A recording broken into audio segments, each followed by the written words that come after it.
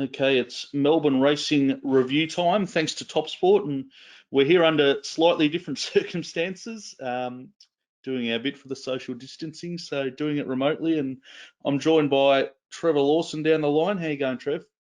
Good, Mark. Good. Yeah. Yeah, racing continues at the moment, which is good, and we obviously had a few meetings over the weekend, so yeah, good to jump on and have a chat. And we might start on Friday night just because, yeah, I guess the main Melbourne meeting of the weekend was at the Valley on Friday night, the William Reid Stakes meeting. How did the meeting overall go for you from a betting point of view? We just lost, I think. I wanted to,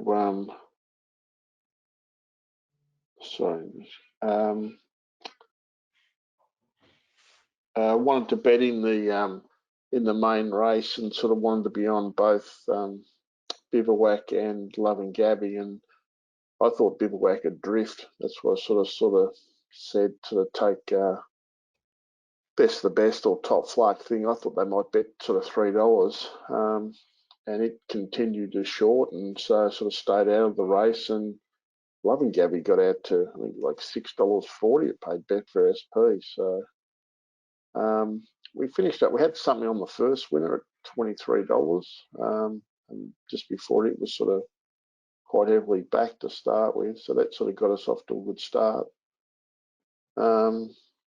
And then I liked Muse in race 6, which sort of was rather disappointing.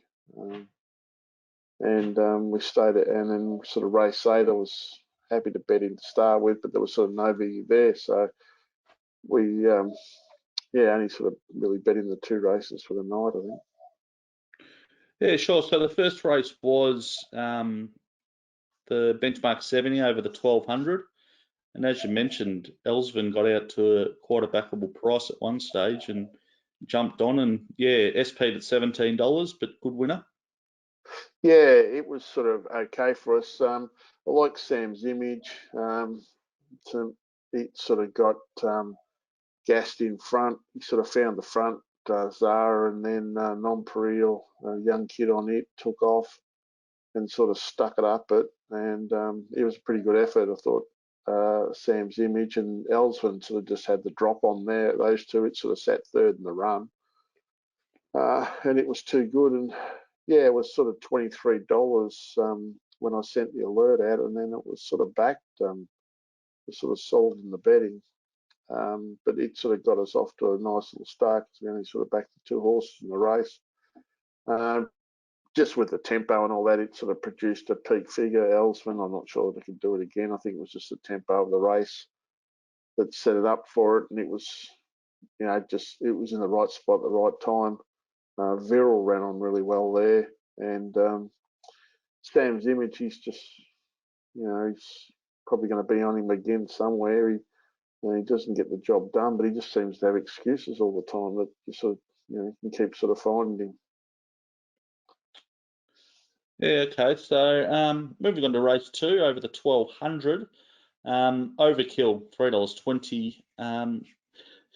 Got the chocolates from Wings of Pastrami and Star Surprise. Anything in particular out of that race? Overkill sort of did what it did. It sort of found the front.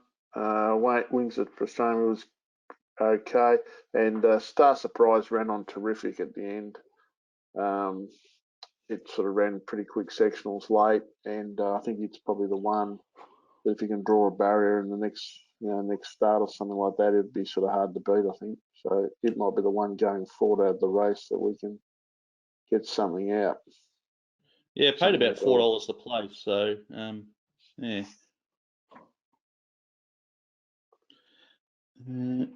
And on to race 3, which was the listed race over the 1200, Larimer Street at $3.70 from Vangelic and Pioneer River. Pioneer River, yeah, $3.80 the place, so a bit of value there. Any thoughts on the run? Not really. It's just a sort of it's a 2-year-old race. It's it didn't rate that high. Didn't rate anything terrific. They went out slow. They come home. only sort of benchmark-ish, so it's not a great rating race. As a line, these horses are probably, four lengths probably off, the good horses. So the good 2-year-olds, 3 to 4 lengths off them. So, they're sort of no stars amongst them, I don't think, at the moment. Yeah, so at this stage, you wouldn't say anything coming out of there was near the top 2-year-olds? No. Okay, race 4 was over the Cox Plate course, 40 metres. Too Close the Sun. The Lindsay Smith got the job done at $4.20 from Relucent and Godeline. Anything out of that race? It'll win again somewhere. Too Close to Sun. It was terrific. It's worked hard on the speed. They sort of went out pretty quick for this sort of class. They went out sort of 10 lengths plus, or more than 10 lengths quicker than the par. And it sort of worked to the front. Then it sort of got attacked around the back, and the kid was sort of smart enough to let it go, and then he sort of tracked up again. And the two main dangers, which were Relucent and Godeline, they couldn't get anywhere near it, and it just strolled away in the straight.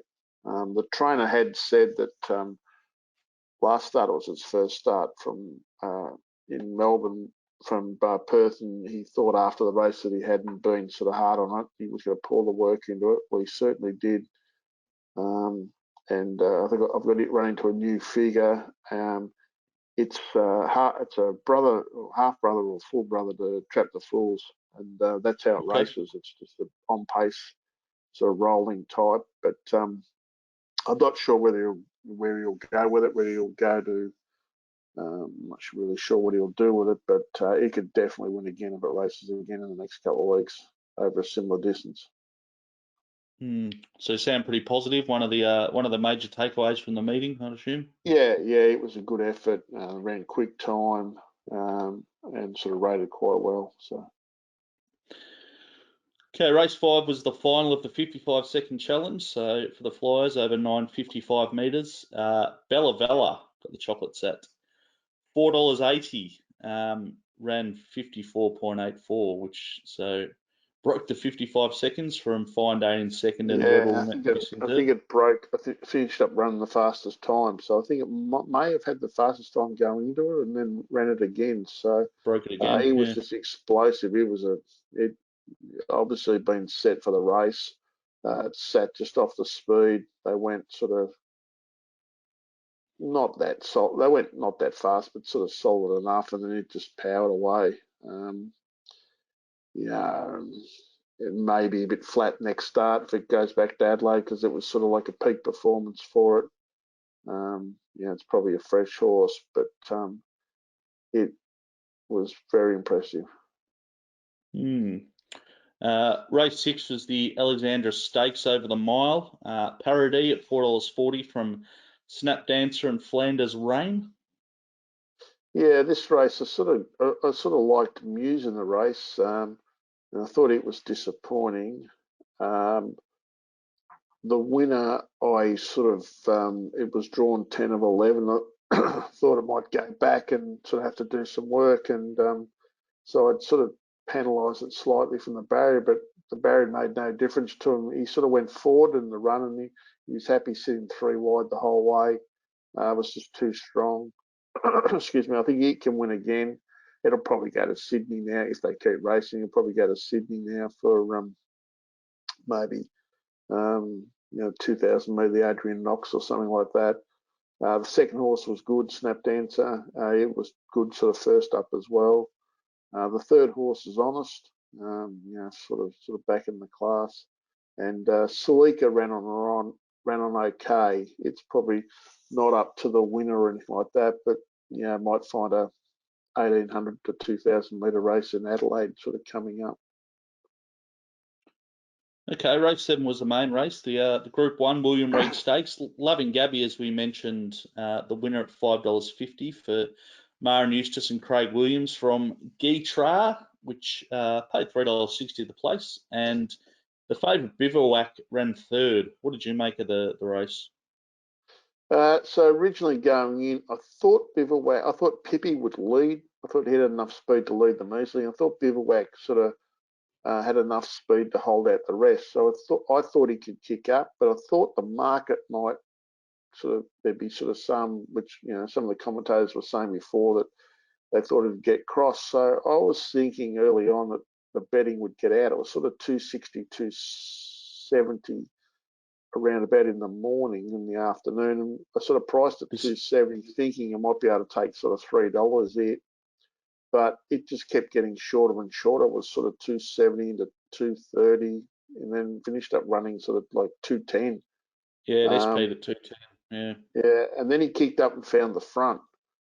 So in the end, it was sort of disappointing, I suppose. It's sort of easy after the ball, but probably after the ball, the run last start sort of maybe flattered it a bit, and it was a peak figure.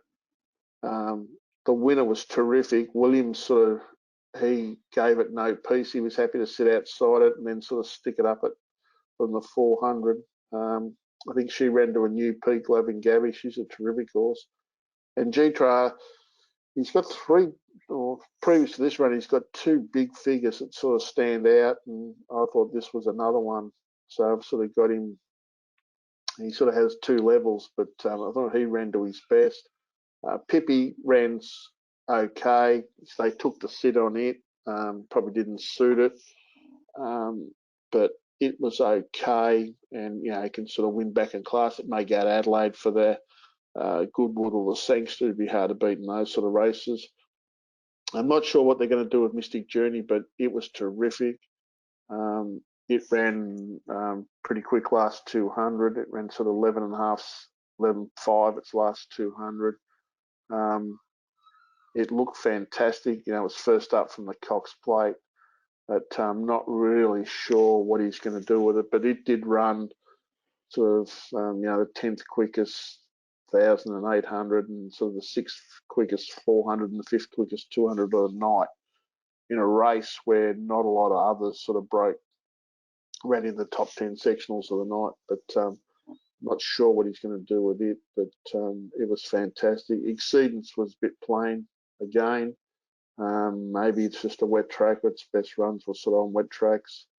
And Scales of Justice was disappointing. There was a bit of money early around for it. I didn't really like it to start with. Then it sort of got the blows, and then it sort of just raced sort of, not that well. So it's probably go for a spell. It is sort of 7-year-old, I think, and I'm tipping it's sort of got some leg issues. Yeah, so depending on the racing situation coming up, Mystic Journey, as you said, a lot of people point out finished well. Perhaps something in Sydney or even in Adelaide for it.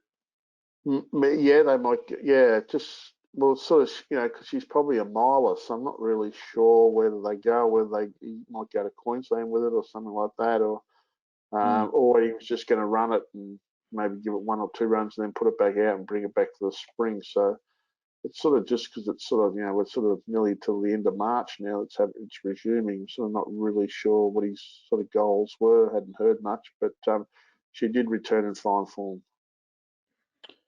Yeah, good stuff. So overall, though, sounds like Loving Gabby and Geetra, the first two over the line, were perhaps the ones to really watch going forward in terms of winning. Yeah. G-Char will go back to Adelaide, probably run in the Goodwood and all that. Loving Gabby can win anything it goes in. It's a legitimate Group 1 horse. And the other one I say is Mystic Journey going forward. And, Bivouac will win his races. Yep, so on to race 8, the last of the night, which is the Group 2 Sunline over the mile. Bit of a boil over. Mamselle Tess at $21 from Bams on Fire and Fidelia. As I said, a couple of higher priced place getters there. Your thoughts? Well, in the end, they sort of just sat 1-2 in the run. Mamselle Tess is one of those funny horses. She always is thereabouts, and she always rates quite well. And you have sort of good ratings for her. But if she hadn't won, since April last year. She won sort of second up at Caulfield, and then previous to that, she hadn't won a race since January the 7th, 2018. So she sort of won 2 races in 27 months or something like that. Now, but she was a consistent horse and just had the right run at the right time. I'm not sure that she'd sort of probably repeat that. She'd probably regress slightly, but she has been consistent. Bamside Fire, I didn't really think it had run 1600 last start, and it sort of did, and it did again today. Fidelia, it's just a bit of a suck-in horse. It just gets back and runs on, and now that it's sort of gone up in class, it's sort of just, it just struggles to sort of run on and catch horses who've sort of got, similar ability or a bit better ability. Princess Jenny, the favourite, which originally I wanted to sort of be on, but in the end it was far too short. It was disappointing, but it sort of was unbeaten at the Valley in the past, but it looked to sort of not get round the track at all. It was sort of funny sort of run. Maybe there was some sort of issue that pulled up with. And the horse from Sydney, which I thought would lead, Irithea, it took a trail and it was sort of just dropped out, did nothing. So I'm not really sure. I think Spanish Reef's probably, it's only just. So I'm not sure out of this race whether there's sort of much going forward. No worries. All right, we might just jump quickly across to Mornington on Saturday, because you were betting in the meeting, and we'll have a bit of a look. Just in terms of betting, you race 6, the Guineas. You backed Chuck-a-Luck, I believe, which got the win. Yeah, we found Chuck-a-Luck, and we saved on the second horse. Power Screen, which was sort of a pretty close photo in the end. But Chuck-a-Luck sort of ran okay, ran up to sort of about market's expectation. The time was okay. Power Screen ran good. It ran home solid with Noel Callow on it. The leader Lifeline went okay.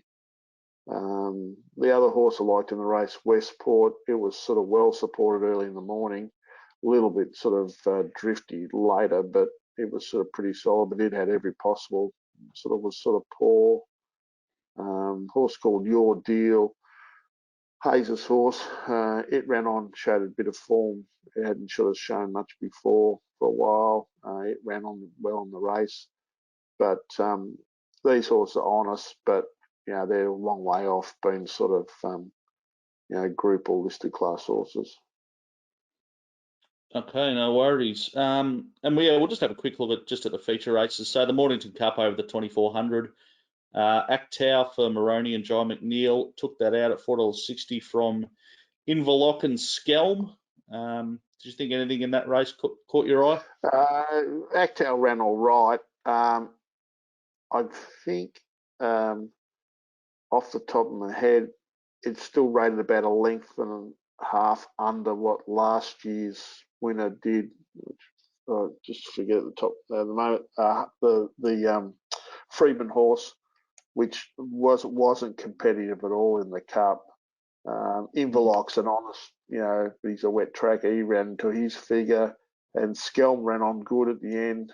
Scars of Karam's fair, but I wouldn't. This horse, Actow, I would think he's got to improve another, 3 lengths off anything he's done to get anywhere near Cup standard. The one that was disappointing was, sorry? Caulfield Cup standard, you mean? Caulfield Cup standard, yeah. Well, this he's exempt from the ballot now. Yeah, yep. By winning the race, but I would have thought, he'd be, hundreds chance in the Caulfield Cup personally, as he improves a fair bit. Just Benjamin, they've been spruiking him all along. He didn't have any luck last time they met, getting caught wide all the way on that bias track at Caulfield. They put the blinkers on him, but he didn't do much. He was sort of well beaten. He may need a bit of a rest now. But these horses are, they're just honest. weak Saturday class sort of staying types. Actal might improve a bit more, but yeah, I don't think there's any real stars amongst them. Okay, we might just look at the other listed race, which is the sprint, the Hariba Stakes over 1,200 metres. Diamond Effort at $4.40 for Clinton McDonald and Ben Mellum from Runson and Seabrook in third. Anything there that caught your eye? She ran honest. She's been going terrific this prep. Diamond Effort. She ran her figure again. She just won. Runson's returned to form. He was good in Adelaide last start, and then he's back. I heard the trainer saying, I think after the Adelaide win, that they'd had some problems with him. So I thought he was terrific. Seabrook ran on nicely. A couple of others that ran on were Haunted ran good, and Manola Blahnik, which I sort of mentioned first up at Flemington, he was terrific again. He wasn't suited, drew wide barrier and ran on. And I think you might be able to get something out of him in the Victoria Handicap on, if they're still racing by then, on Easter Saturday at Caulfield. He might be one to sort of follow there. Diamond Effort, I think it's related to Second Effort, which won 3 or 4 years in a row at Warrnambool. I think he may be going to Wongoom. If they get a wet track in the Wongoom on the second day of the carnival at Warrnambool, it should be very hard to beat if she crows a leg in the wet. Okay, well, certainly a few to follow there out of the 2 meetings. So thanks for that. Looking forward this week. As far as we know, racing is continuing. So hopefully that's the case and we can all stay involved. So basically, go ahead. Sorry, I was just going to say, yeah. So I think we've got basically, it's going to be temporary. We're sort of not going to know when it does stop, if it does stop. So now the night meetings are finished, I'll have a little bit more time. So I'm actually this afternoon going to have a look at Geelong. I haven't started, but Geelong tomorrow. So hopefully I can maybe try and find a few more bets along the way. We got Sandown Wednesday, and then there's no night meeting. It's Cranbourne sort of Friday night, and then next Saturday is the standalone meeting at Bendigo, and then after that we go back to Caulfield, I think, for Easter. But they're sort of the minister said this morning that they're happy at the moment and everything like that. So, and I think as we discussed in one of these other podcasts that they have put a lot of things in place, Racing Victoria, and I think that should be commended for the effort that they're actually putting in and trying to keep the industry going. Because I think people don't, I think sometimes it gets a bit of a bad rap, and people outside the industry just think it's all about gambling and all that, but it actually is an industry. Trainers actually have to train winners and all that to actually make money, and so do jockeys, and so it's just not all about the punt and stuff like that. So there's and it's a big industry, and that employs a lot of people. So let's hope it sort of can keep going. Yeah, we're talking about tens of thousands of people's jobs, that's for sure. Absolutely, yeah. It's all down to the grain people, and the other thing is, I think as we discussed offline, is actually if they do shut it down, what happens to what happens to all the horses? All the horses are still going to be half kept in work or trained, or and then like what's the period going to be that they don't race for? How long is that going to be and everything like that. So I assume as long as there's sort of been no one contacting any viruses, it'll continue. But it's going to be a watch this space, unfortunately, because things change pretty quickly. Some things you could do last week, they've said this week you can't do them. So. Yep, so we keep our fingers crossed. Until then, at this stage, we'll chat to you later this week as we look forward to Saturday. So we'll see you then. Great. Thanks, mate. Thank you.